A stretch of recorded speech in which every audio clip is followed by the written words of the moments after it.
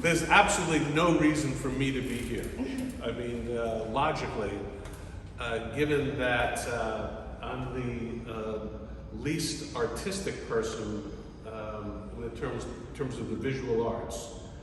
I don't consider myself a literary artist either in the way great novelists would be or great poets. I am a writer, a practical writer, and I'm an author. And I've had some success in the last 12 years publishing books with actually a famous publishing house in New York called Little Brown, who, by the way, is the publisher of Emily Dickinson. Kind of pretty cool, me and Emily. Publisher of J.D. Salinger's novels. And so I'm working on my 7th book in the last 14 years with them, on writing, on reading, on literature, on grammar. And one of the things I've always liked to invite people to do is to please judge my book by its cover. Because I've been blessed with the work of some of the best book artists and designers in the world. If you think about when you go into a bookstore, how often you pick up a book by the way it looks. So this room is kind of devoted to the book as a sculpture, right? But I would argue that a book, as a book, in many cases, feels like an art object in and of itself. I would equate it, a lot of people read digitally, including I met a young woman who said she just finished reading War and Peace on her cell phone. God bless her. But I would equate it a little bit to the experiences that some of us used to have in the days when we bought music on vinyl records, albums, tucked into these album covers, which now, when we're around town, you see them on the wall as kind of nostalgic works of art. The Jimi Hendrix Experience or whatever it is. And it was a thing that you could hold in your hand, and it's a thing where that art reminded you of the contents of the songs. And it was a very tactile experience. I'm starting to think I need to say, and stay off my lawn. No, but by that I mean, you had to kind of hold in your hand, you'd take the record out, you'd take the record, you'd put it on the turntable, you'd have to lower the needle, etc. And in the same way, I think that we experience books in terms of their looks, in terms of their feel, in terms of their smell, especially in an older book. It's a multi-sensual experience. And it can change, the way the cover looks can change your experience of the book. And speaking of my old crazy friend, J.D. Salinger, most famous for his authorship, 1951 or so, of a book called The Catcher in the Rye. Can I just ask by a show of hands if anybody else besides me has ever read The Catcher in the Rye? It seems to be a generational thing. But in a way, this book was probably the hottest novel for young readers in a generation. Now, the author kind of went off the rail and literally became a hermit. He lived into his 90s. He's a controversial figure. And as he wanted to get less and less attention, he became dissatisfied with the cover of his book. The original cover of the book had his picture on the back. And when he went into hiding, the first thing he did was to take the picture, have the picture taken off the back. So you can't quite see it, but here is a carousel horse with a little urban New York City landscape in the corner. You can see it like where my finger is right there. Well, this refers to a scene in the novel where he has this happy moment watching his little sister going around on the merry-go-round in Central Park. And so it's an iconic moment. But as time went on, he wasn't satisfied with that, nor was he very happy with the signet paperback cover. Okay, so this has, there's two different experiences completely as an art object. This cover was more, it's a serious novel, but it's more in the tabloid feel, where sometimes even great works of art were given slightly sleazy covers in order to attract an audience. This unusual book in red may shock you, will make you laugh and break your heart, but you will never forget it. And there is our hero, 15, 16-year-old Holden Caulfield, with his red hunting cap on, signature, and a blonde streetwalker next to him. And there's a scene in which he has an encounter with a young prostitute, and it was very controversial in its time. Not good enough. So eventually it looked like that. This is this feels almost like a special work of art or an art object because of its worn out nature. This is probably my graduate school copy of the book, which I kept. Did they take that out of schools? Thank you, young lady. Are you doing anything after the... Hanging out with you. Okay, so if you look up the 100 most banned books, Catcher in the Rye is high on the list. I just wrote a column last week for the Times in which I asked, please ban one of my books. I need the sales. A book by Toni Morrison called The Bluest Eye is one of the most commonly banned books. It has sexual content, it has racial content, it's violence in it, and it's not an easy read, but it was written by a winner of the Nobel Prize for, and there are people, I've been under attack the last couple of weeks from a group called the Moms for Liberty, who are looking for any evidence in any school book, including a mathematics text, for some objectionable content, some signs, some evidence that we're out to groom our children to become homosexual communists. Hey, what the heck, So when I was a kid, I read Assignment in Space with Rip Foster. And I loved this book. It was a boy adventure book. Can you see it? Published by the Whitman Company, which published a lot of books for young people. And I found this actual copy in Montreal. not on our honeymoon, dear, but on our Second one. 15th anniversary.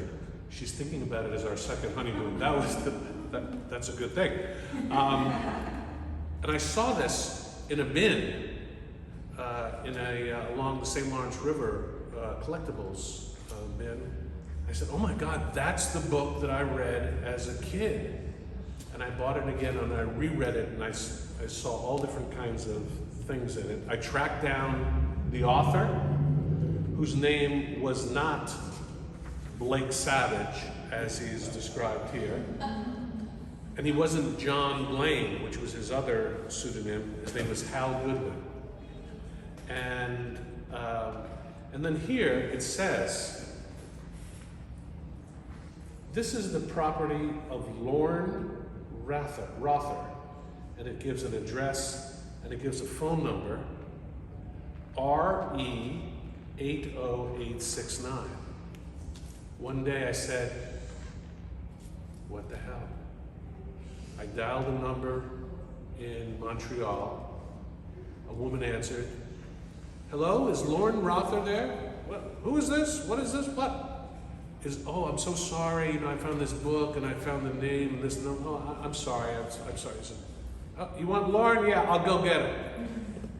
So Lorne is still living with his mom.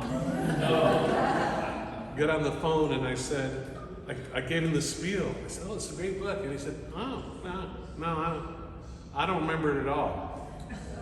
I said, well, what do you do now? He said, oh yeah, I sell dry goods. This cover led me on a search that lasted about a good 15 or 20 years. And I decided to reconstitute my childhood library, from the cradle to college, to my first day of college. And I spent many years before the internet, when it was a lot easier to do that, in bookstores, and I probably spent 2 years of my life in Haslam's bookstore, with dust on my pants from these old books.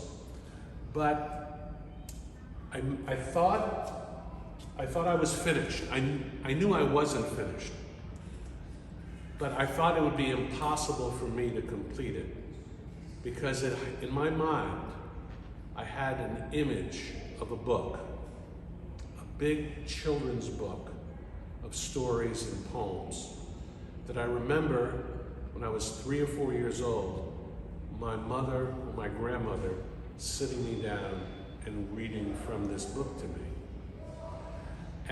But I had it was a collection, so I couldn't track down an author or a title or anything.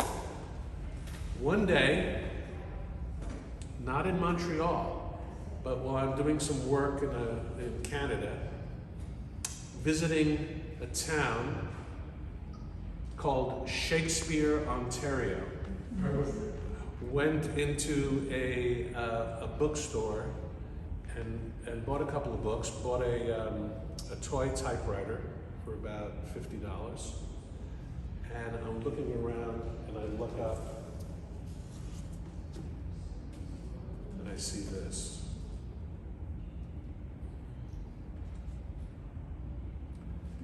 I said, that's the book. And I bought it, and I remembered a poem that my mother used to recite from memory,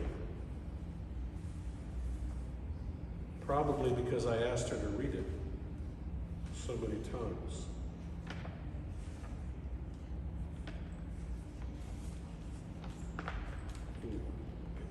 Gotta be careful.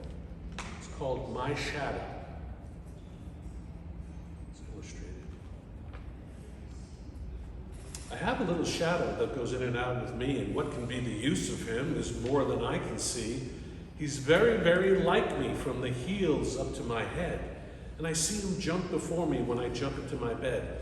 The funniest thing about him is the way he likes to grow, not at all like proper children, which is always very slow. For he sometimes shoots up taller than like an India rubber ball, and he sometimes gets so little that there's none of him at all. He hasn't any notion of how children ought to play, and can only make a fool of me in every sort of way. He stays so close beside me, he's a coward, you can see. I think shame to stick to nursing as that shadow sticks to me. One morning, very early, before the sun was up, I rose and found the shining dew on every buttercup, but my lazy little shadow, like an errant sleepy head, had stayed at home behind me and was fast asleep in bed. Now, I said, well, that's charming, that's cute, and it brings back so many lovely memories.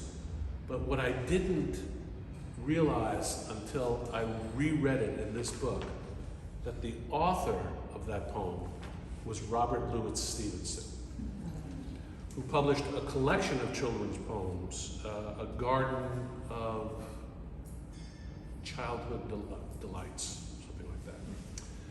And suddenly, I was struck by this literary insight, which I eventually published in the Chronicle of Higher Education.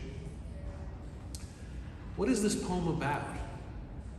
It's about the duality of human nature, our shiny side and our shadowy side, the one that gets us into trouble, no matter how good we want to be. And just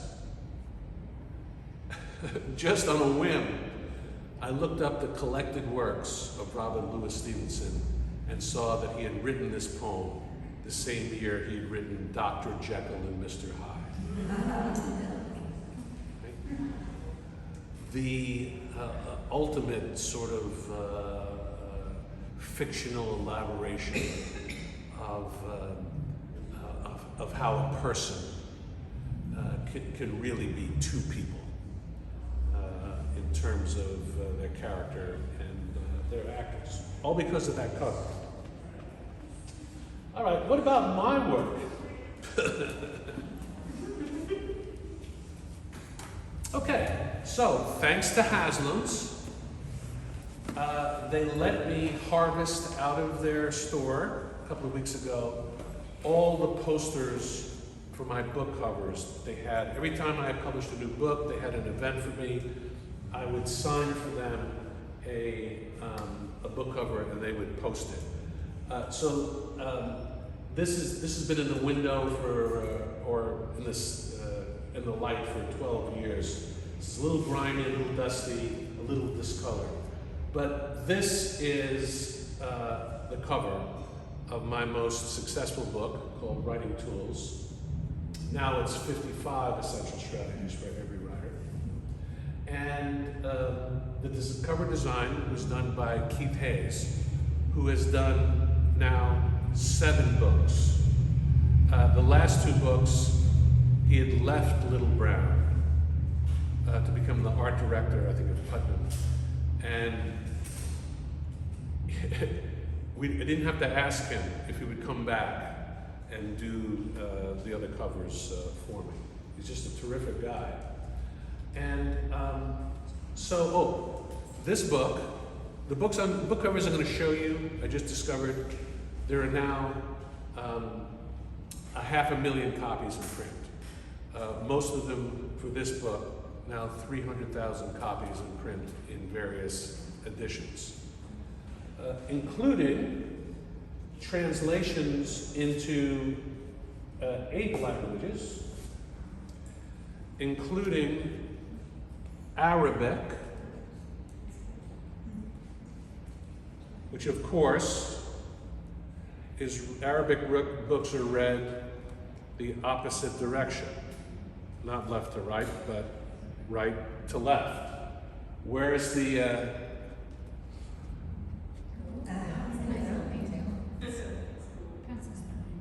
right? I just get a kick out of it, seeing the little pencil pointing the opposite direction. there's a, oh, and here's what it looks like if you're interested. Of course, I can now read Arabic and picked out a couple of grammatical mistakes. So, what do you see? So, I want you to, let's play a little game. The game is, I'm going to like all of the covers that Roy is about to show us. And I'm going to try to appreciate what the artist was trying to do, what the editors were trying to do. So, the editor, a lot of writing books are all text on the covers. If you have any writing books, you go into the style section of the book. It tells you, it has like 100 words on the cover, telling you what the book is about and all those kinds of things. But Tracy Behar, who's now the vice president of Little Brown, when this was her second book she did for Little Brown, she said, I think I want to make this a gifty, I didn't even know there was such a word, I want to make this a gifty book. A book that somebody not only would use for their own writing, but would give it to a college student or a high school student who was interested in writing or someone like that. So what elements, pick out an element that interests you and intrigues you from sort of an artistic point of view. Curly cues of book writing. Yeah. Yeah, and it turns out that, oh, I didn't even notice it till now. It's all spinning out of the dot. This guy's, I did not. This is my book, I've never seen it till now. Is that the swirl comes out of the period, the dot over the eye. So interesting. What else? The script looks like very pretty handwriting. Yeah, the script is calligraphic almost, and it has these little, what are they called? Serifs. Serifs, which are in text, that little element on the bottom is serif and sans serif typography. This little fleur-de-lis is fine. No. I think this should be bigger. But, and I have to say, there's no pencil in the world like that one. You can't write with it. There's no, I mean, well, let me just say this thing. That's the work of a very good and very confident writer who gets it right the first time. Because the point, she's used up all that pencil. Look how pristine the eraser is. So I get a phone call, and Tracy Behar, my editor, says, Roy, we want you to write a book about grammar. And I said, oh, Tracy, no, I don't think so. And then she says, we'll give you this much money in advance. And this lady said, he'll do it.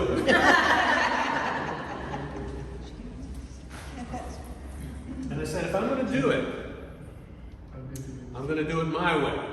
I did it my way.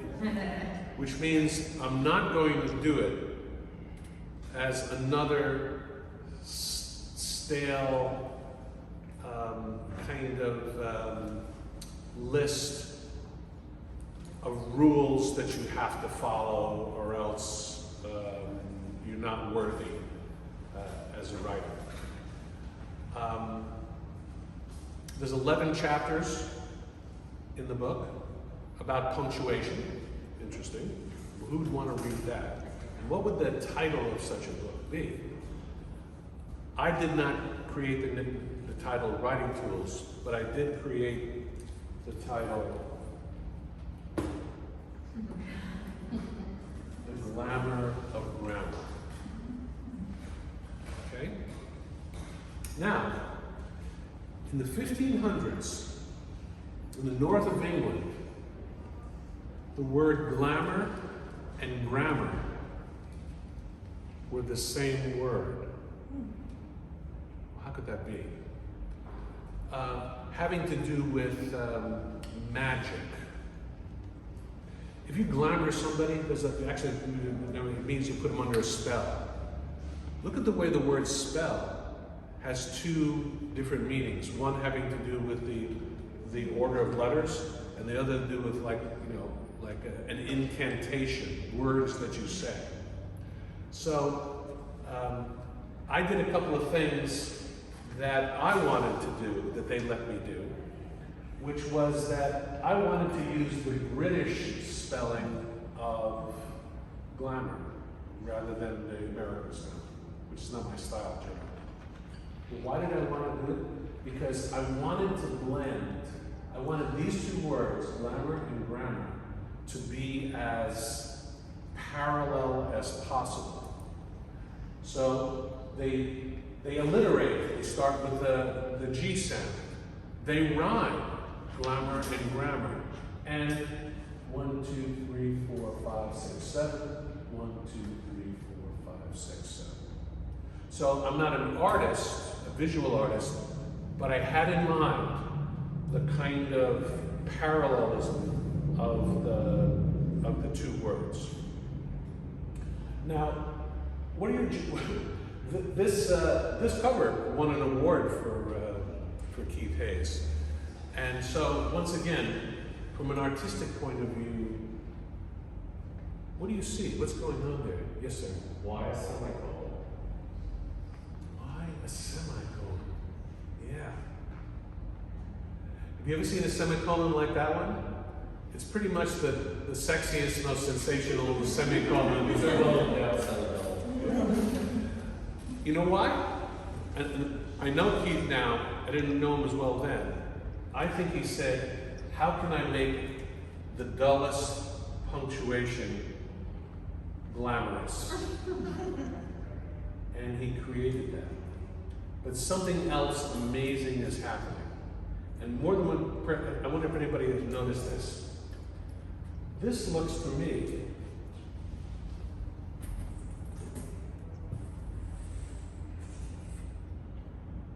like a setting sun.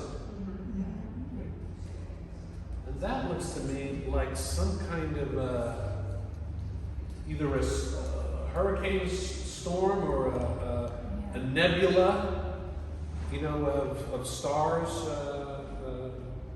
And I said, where could he possibly, what was it, what inspired that? And I realized that at the end of the chapter on punctuation,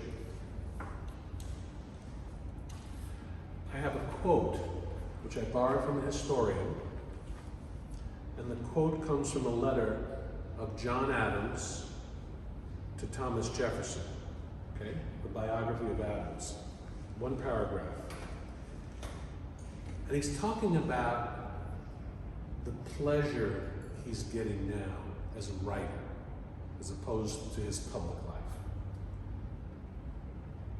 I never delighted much in contemplating commas or colons, or in spelling or measuring syllables. But now, if I attempt to look at these little objects, I find my imagination, in spite of all my exertions, roaming in the Milky Way, among the nebula, those mighty orbs and stupendous orbits of suns, planets, satellites, and comets, which compose the incomprehensible universe. Semicolon. And if I do not sink into nothing in my own estimation, I feel an irresistible impulse to fall on my knees in adoration of the power that moves, the wisdom that directs, and that benevolence that sanctifies this wonderful whole? Well, a lot of designers don't even read the book. They're told what it's about, and they come up with drawings. For him to be lit up by that incredible analogy, amazing analogy, is just a gift of his imagination and a gift to me as an author. Okay, so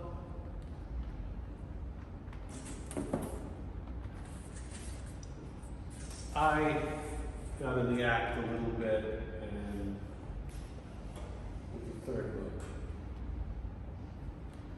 Help for Writers. Now,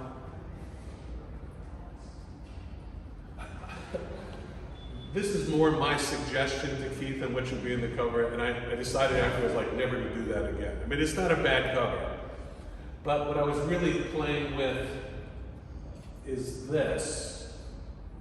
And where does that come from?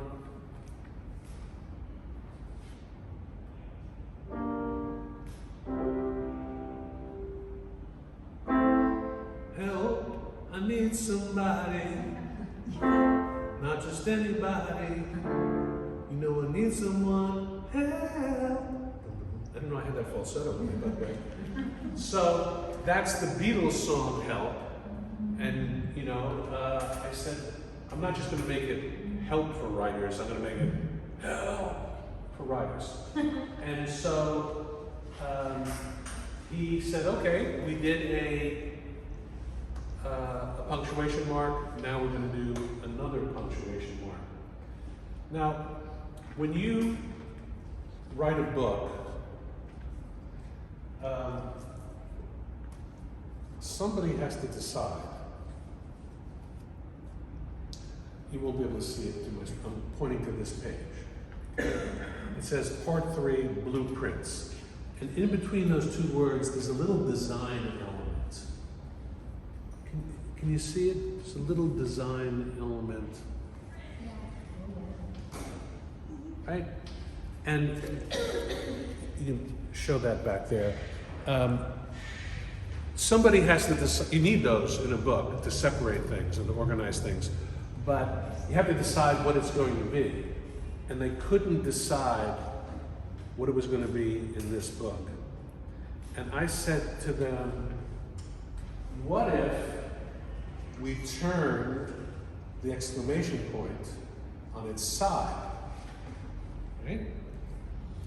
And then added another top. So it's a circle in the middle, and almost like a propeller to an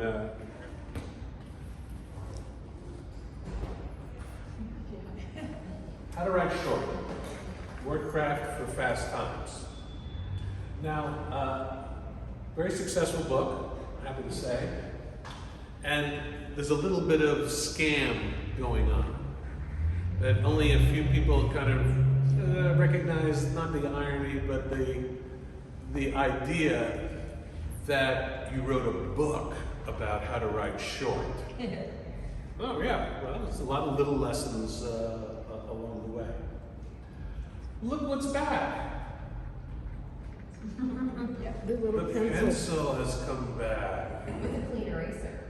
With a clean eraser, with that shiny silver.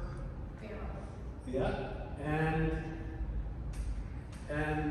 yeah, there's a lot of how to make your point, right? And there's also the imagery of an arrow, of the writer shooting an arrow and hitting his target.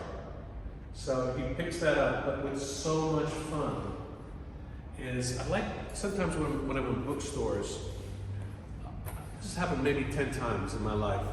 I'll see somebody looking at one of my books, trying to decide whether to buy it or not. So I always go up and I say, "Oh, I've read that book. That is really good."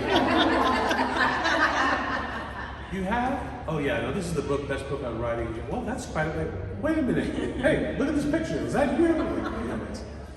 But I've seen people take the book and flip it over to see if the point comes through the book. And the other thing that he's doing now, this feels like a postmodern thing. Do you see the graphite dust? Do you see the graphite dust? And I've seen people take the book cover and go, man, that is so clever. This was a fun book for me to write. Next in the series, got a lot of stuff going on the cover. So this book is called The Art of X-Ray Reading, How the Secret of 25 Great Works of Literature Will Improve Your Writing. And what I did was I went back to my education, my college education, and I reread all the classics I had enjoyed in college, from the ancient times, and I read it the way a writer would want to see it, looking for strategies that I can use in my own writing. Okay? So here we go.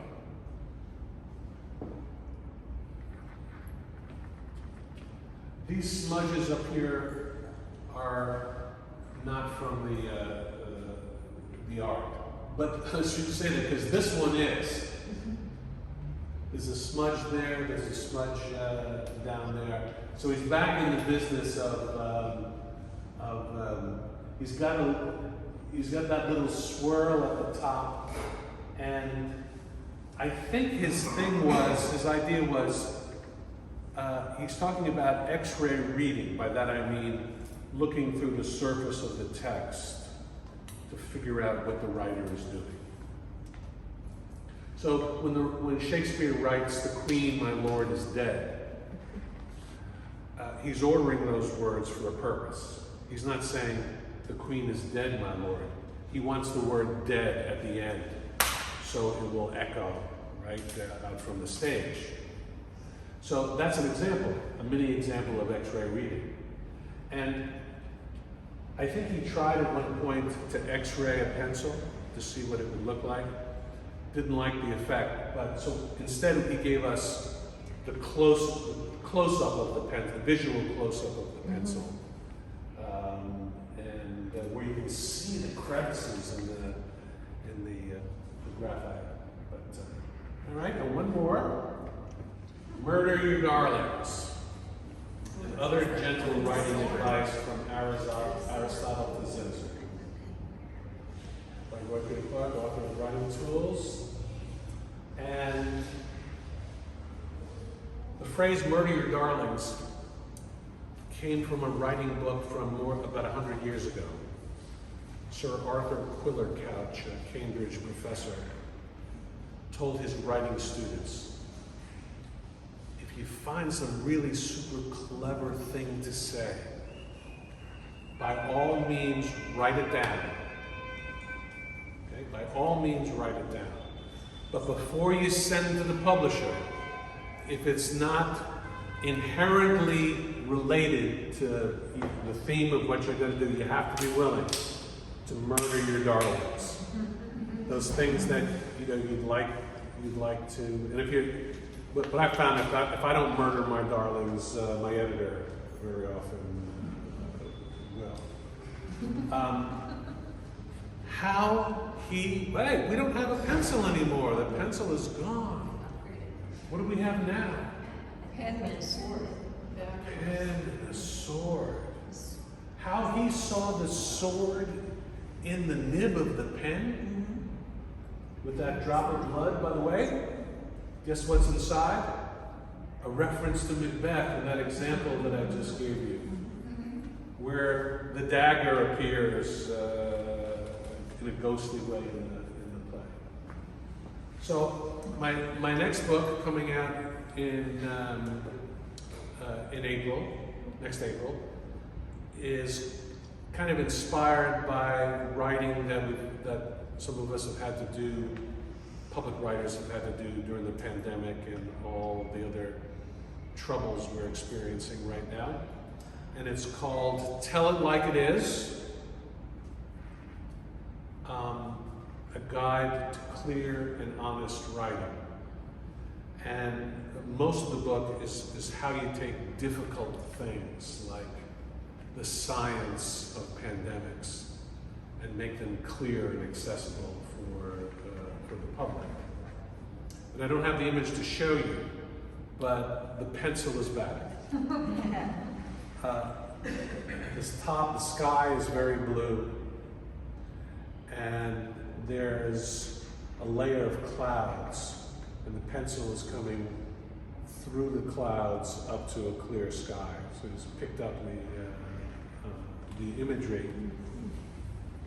And the title, Like Help, is Tell It Like It Is. Anybody know the song? There you go.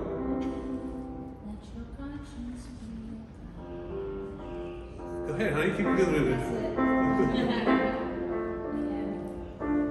Tell it like it is.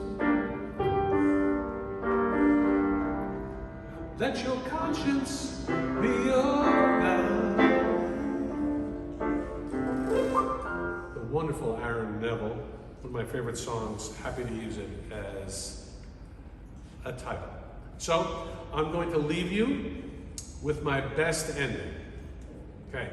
Now, my brother, Vincent, who just turned 70, younger brother, and he's very jealous of his older brother, always criticizing me in public. And at a writing conference, he claimed that I was a show-offy writer. And I said, well, that's not very nice, little brother. He said, yeah. And by the way, he's the theater person, right? I'm the show-offy brother. He says,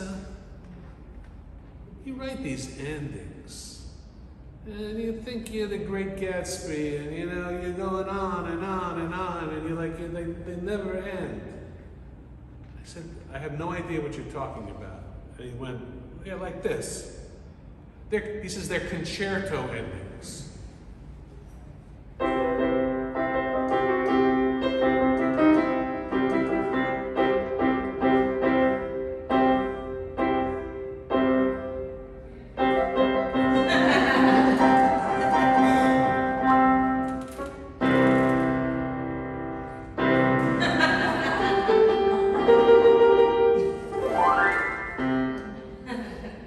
Oh shit, he's right. And from that point on, anytime I write a story, I put my hand over the last paragraph and I say, what would it be like, how would it be if the story ended here and here, till I find the natural ending? I have a feeling that they're works of art, right? That have a little too much stuff in them and that would do with a little framing and blocking. Thank you so much for inviting me.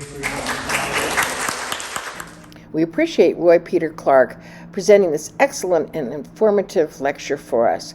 Beyond Words, Celebrating Books as Art, curated by Cindy Bartusek and sponsored by Elizabeth Rellinger, will be on exhibit through July 30th, 2022. Come see us at Florida CraftArt, located at 501 Central Avenue in St. Petersburg, Florida.